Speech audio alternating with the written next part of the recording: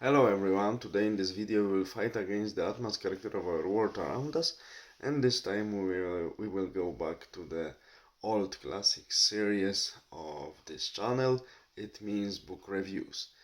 Recently, actually yesterday, I finished reading one book about Persian Empire. It's newly published book. English edition was published, if I remember correctly, at the end of 2021, and the author is Mr. Llewellyn, Lloyd Llewellyn Jones, and he is a historian specialized in the history of Persia and Persian literature. And as we can read from his biography available on the internet, he spent a lot of time in Iran. Yeah, from the text of the book, one sees that he has a good sense of Persian mentality and knows the landscape of Persian country really well. And he decided to write a book, and he wrote a book, which I read, about the Achaemenid Empire and Achaemenid dynasty. Of course, he starts from the descendants of Cyrus the Great and writes this what we know about them, and later uh, he follows all of the rulers of the Achaemenid dynasty till its bitter end. I mean, the death of the usurper Bessos, who killed the last legal Achaemenid king, Darius III, who lost his war with the greatest conqueror ever, Alexander the Great. And Mr. Llewellyn Jones writes beautifully. This book one reads as a novel, refers to the sources, but he does it in such a way that one doesn't feel that one is reading historical monography. One reads nice historical monography in the form of very good novel. Yes, I really appreciated that. Several things surprised me in this book. For instance, Mr. Llewellyn Jones includes Elam into the group of Mesopotamian civilizations. Uh, I know that Elamites and Mesopotamian peoples from Sumerian till the Babylonians were interacting with Elamite people quite a lot.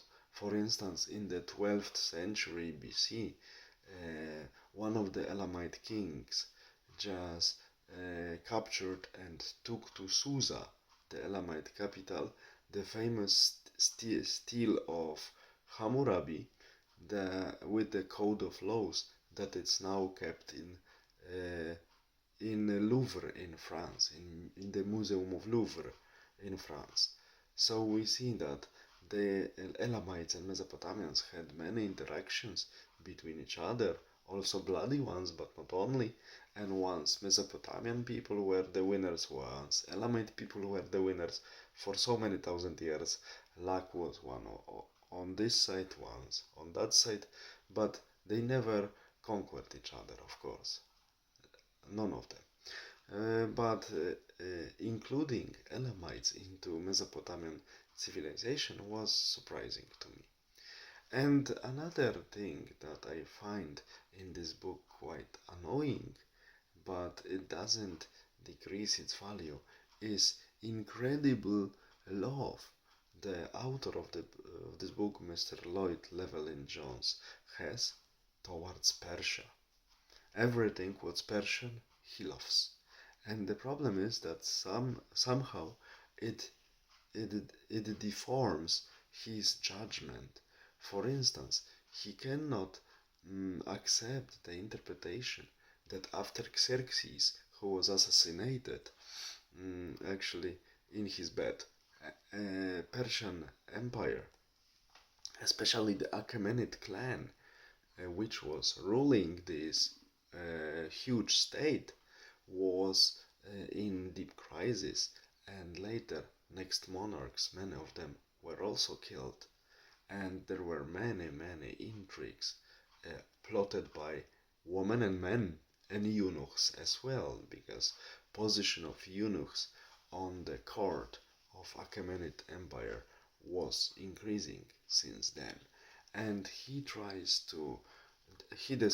the facts, of course, but he tries to deny their effect on the negative effect on the condition of the Achaemenid power and Achaemenid Empire.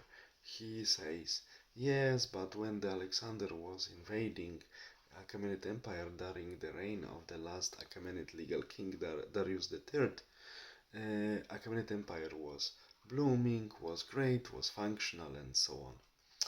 Yes, it was functional, but it was not as good functional as before during the reign of Darius and Xerxes and Cyrus, because um, just before the conquest of Alexander, numerous rebellions, for instance, in the province of Yehud, so modern Palestine, or Egypt, that was even for 60 years independent, or many, many other things. Uh, Tells us something else. And we have also many clay tablets.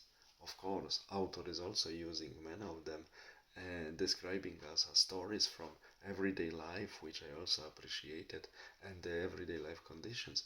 And these stories are telling us that after Xerxes, about 50s, 60s, and 70s of the 4th century AD, in the generations after Xerxes, the conditions of many provinces were not so good because the uh, the management by the rulers, satraps, was not the best very often, and that's why rebellions were so common.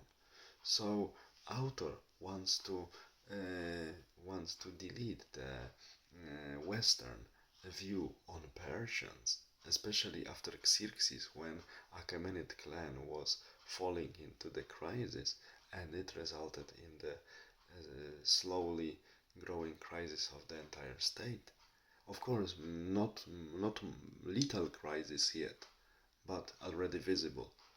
And he tries to very often to deny some Greek sources like account of Herodotus, and explain us that, for instance, the appreciation of trees, which Herodotus is interpreting in case of Xerxes as a sort of madness, was type of Persian cult. Yes, maybe it was the case, good that he writes it, but we see that very often he tries to really dismiss the Greek sources when he can, but he's still a relatively honest historian, so he doesn't do it with fanatism, and he tries to elevate sometimes very modest Persian sources because, as he mentioned, Persians didn't have such view of history like Greeks. They had history for them was the mixture of events, mixture of legends, and mixture of different interpretations. That's why their accounts are so modest from this time, and we should be grateful that we have clay tablets from Mesopotamia. So the Persians by Mr. Lloyd Llewellyn Jones are really a good book, but one needs to be aware while reading it that the love towards Persians sometimes affects the author's objectivity. Take care, have a nice day.